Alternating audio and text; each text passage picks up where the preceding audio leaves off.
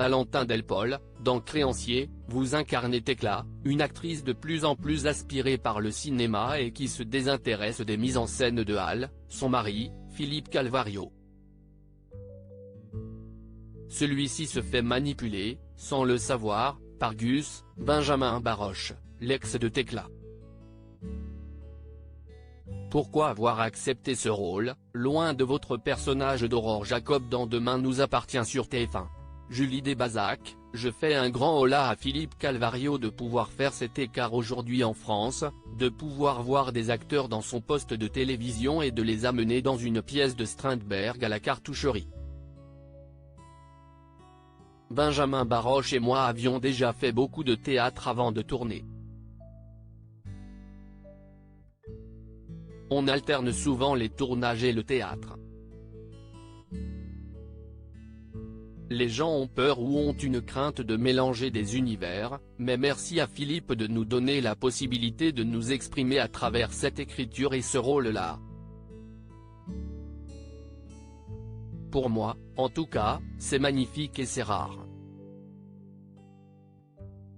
Cette pièce est une tragicomédie. Quel genre préférez-vous jouer?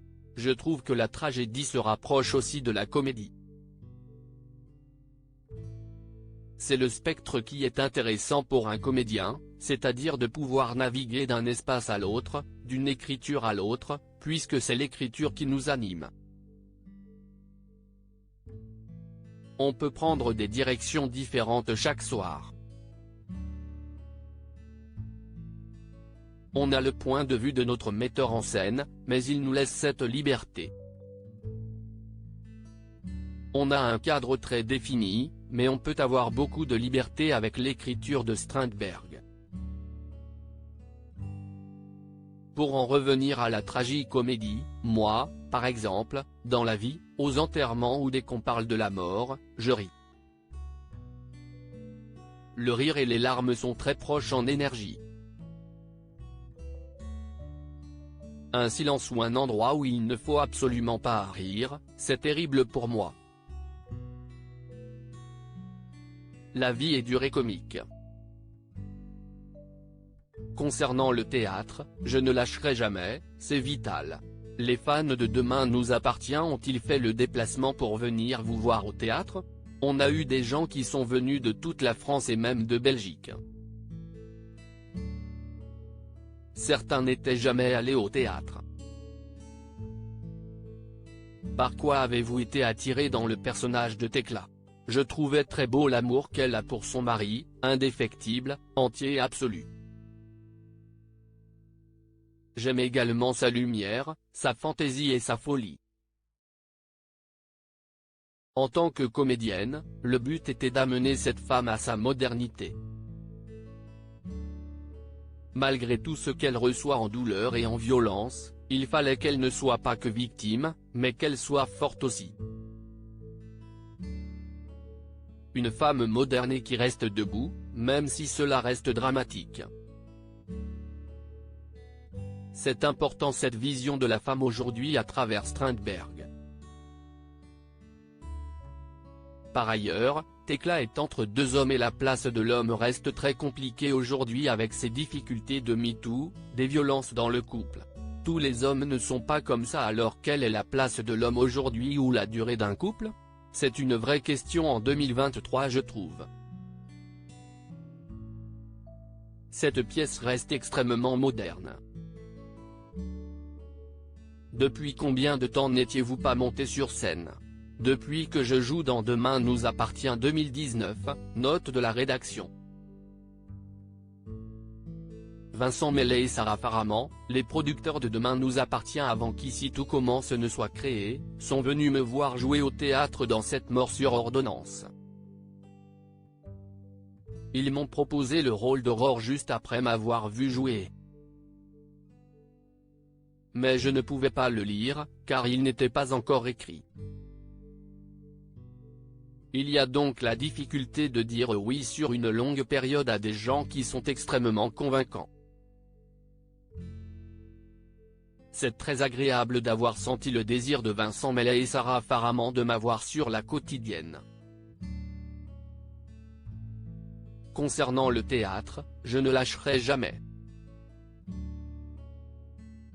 C'est vital. Est-ce difficile de switcher de personnage entre le tournage de Demain nous appartient à 7 et le théâtre à Vincennes? J'ai posé 2 mois pour faire les répétitions et jouer la pièce. J'avais besoin aussi de retrouver ma famille située à Paris, avec mes enfants et mon mari. C'était important pour moi de me consacrer uniquement à la pièce. Je retourne dès la fin du mois de mars sur le tournage de Demain nous appartient. Aurore est une mère louve dans Demain nous appartient. Quels sont les points communs entre Tecla dans la pièce et Aurore dans Demain nous appartient? La ténacité et l'engagement de mon personnage. Quel rebondissement attend Aurore dans Demain nous appartient sur TF1? Je vais retrouver ma famille avec Manon qui va intégrer la police, que je vais serrer fort dans mes bras et surveiller parce qu'Aurore est une mère louve. Je vais retrouver William, mon amour qui me titille un peu, mais c'est assez électrique et c'est cela qui fait le piment du couple. Et puis des enquêtes avec, je l'espère, beaucoup d'action. Je rêverais de sauter d'un pont et atterrir sur un bateau qui va à fond sur le canal et dans la mer, avis aux auteurs. Je pense qu'ils m'ont concocté de belles choses. Le personnage va-t-il connaître une remise en question sur son métier après notamment l'arrestation de sa belle-mère puis de son beau-frère? Non, elle adore son métier. C'est une passionnée. Parfois, elle fait des petites incartades, car il faut bien qu'elle défende sa famille. Mais elle est intègre, et je pense que personne ne pourra la faire dévier de sa route. Créancier se joue au théâtre de l'Épée de Bois, à Vincennes, du jeudi au samedi à 19 h et du samedi au dimanche à 14 h 30 jusqu'au 19 mars. La pièce sera rejouée du 9 novembre au 3 décembre 2023.